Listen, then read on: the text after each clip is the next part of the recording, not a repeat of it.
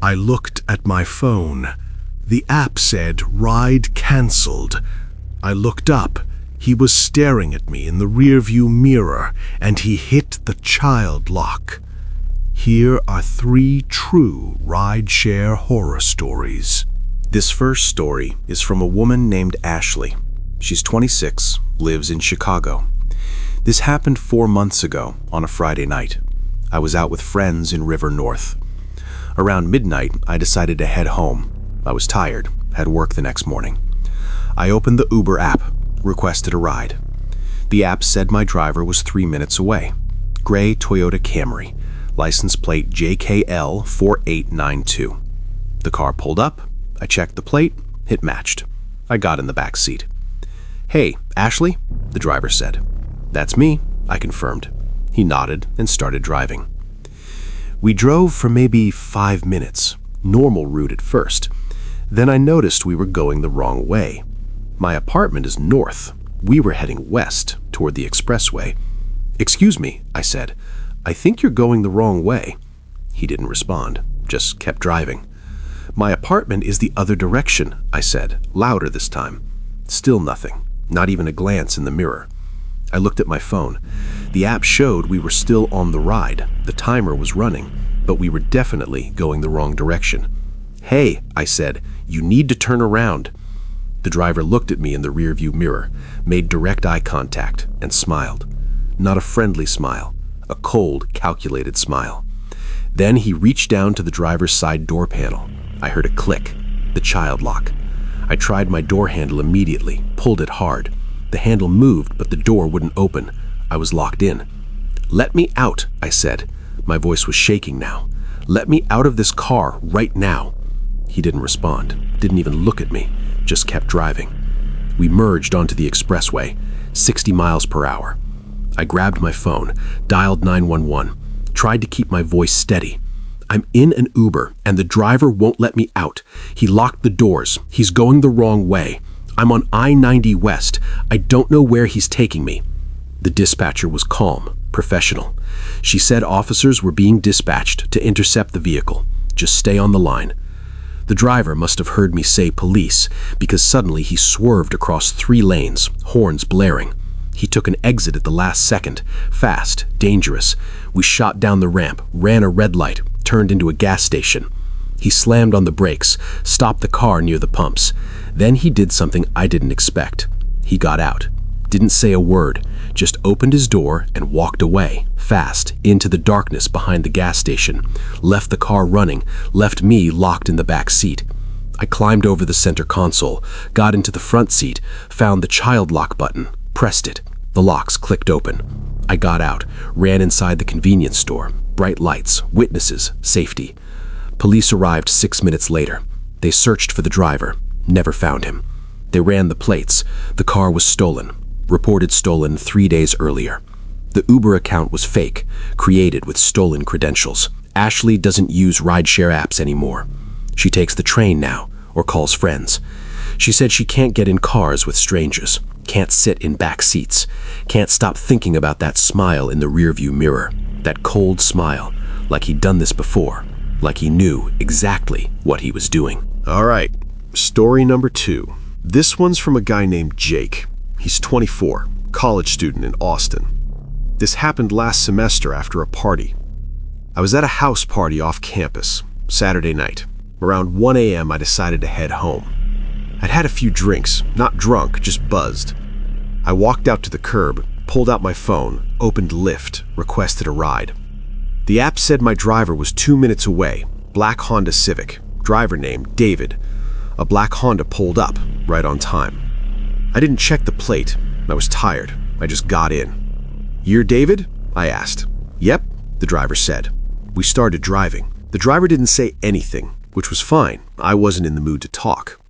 I leaned back, closed my eyes. After maybe 5 minutes, I opened them, looked out the window. We were in a neighborhood I didn't recognize. The houses were getting more spread out, more run down. This wasn't the way to my apartment. I sat up straighter, pulled out my phone to check the Lyft app. That's when my stomach dropped. There was no active ride showing, no route, no timer, just the home screen asking if I wanted to request a ride. I wasn't in a lift. I was in some random person's car. "Hey," I said, trying to keep my voice steady. "Where are we going?" The driver looked at me in the rearview mirror. "Where you wanted to go," he said. His voice was flat, emotionless. "I didn't tell you where I wanted to go," I said. My heart was pounding.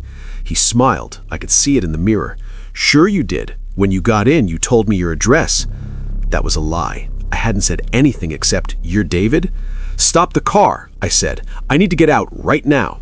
"We're almost there," he said. "Just 5 more minutes." The houses were disappearing. We were heading into an area with vacant lots, dark fields. I tried the door handle. It opened, thank God. No child lock. The door actually opened. Cold air rushed in. I could hear the road. The car was doing maybe 40. I looked down at the asphalt. Could I jump? "Okay," I said, changed my approach. "I'm just confused. Where exactly are we going?" He looked at me again, longer this time. "My place, so we can talk." Every horror story I'd ever heard flashed through my mind. "Pull over," I yelled. "Pull over or I'm jumping out." He slowed down. The car decelerated, pulled onto the shoulder, stopped. The second we stopped, I threw the door open, got out and ran. Didn't look back, just ran until I saw lights, a gas station. While I waited for my roommate to pick me up, I checked my Lyft app. My real Lyft had arrived right after I got into the wrong car. The black Honda that pulled up first wasn't a rideshare. It was just some guy, some predator, who drives around college neighborhoods on weekend nights looking for drunk kids who don't check the license plate. Jake filed a police report. They never found the guy. He always checks the plate now. Always. And he never gets in until he asks the driver who they're picking up, makes them say his name first. All right, last story. This one's the worst. This last story is from a woman named Megan. She's 29, works in Seattle. This happened 3 months ago after a work event. My company had a holiday party downtown, open bar. I had maybe 2 glasses of wine over 3 hours, not enough to be drunk, but enough that I wasn't comfortable driving. Around 10 p.m., I called it a night, walked outside, requested an Uber. The app said my driver was 3 minutes away, silver Nissan Altima. Driver name, Robert, 5-star rating. The car pulled up. I verified everything. Checked the plate, checked the car model, checked the driver's face. Everything matched. I got in. "Hi, Megan," he said. "That's me." We made small talk for the first few minutes. He asked what I did for work. I asked how long he'd been driving. He said 5 years, full time. Seemed like a nice guy. I relaxed, pulled out my phone, started scrolling. About 5 minutes into the ride, my phone buzzed. I glanced at the notification. It was from Uber. "Your ride has been canceled. You will not be charged." I looked up. The driver was watching me in the rearview mirror. Our eyes met. "Did you just cancel the ride?" I asked. He didn't answer right away. "I didn't cancel anything," he finally said, but I was looking at my phone. The ride was definitely canceled. No active trip, no route. "Pull over," I said. My voice was firm. "I need to get out." "We're almost to your place," he said. "It's just 5 more minutes." But that's when I noticed. We weren't going to my apartment. We were heading south, toward the industrial district. "This isn't the way," I said. "Stop the car." He didn't stop. The car sped up. I reached for my phone, started to dial 911. "Don't," he said. His voice was different now, colder. "Don't call anyone." I called anyway. The phone started ringing. 911, what's your emergency?" I started speaking fast.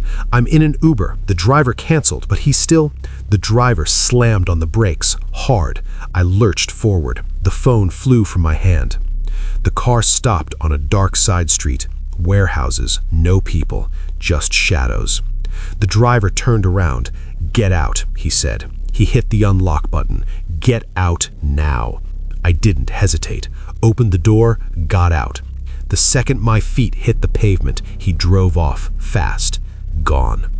I stood there, alone, some industrial street, somewhere near the port. No phone, no purse, just me in the cold. I found a payphone, called 911 again. Police arrived 12 minutes later. They investigated. The Uber account was hacked, stolen credentials. He'd been doing it for weeks, picking up passengers, canceling mid-trip. No GPS record, taking them to isolated areas. When they caught him 2 weeks later and searched his car, they found things in the trunk: rope, zip ties, duct tape, a knife. He wasn't just robbing people, he was planning something worse. Megan's 911 call saved her life because he heard her make it, panicked, realized police would track the call, so he dumped her. If she hadn't called when she did, they think she would have been victim number 5. He got 18 years. Megan doesn't use rideshare apps anymore. She drives herself now. Said she can't sit in back seats, can't let someone else control where she's going.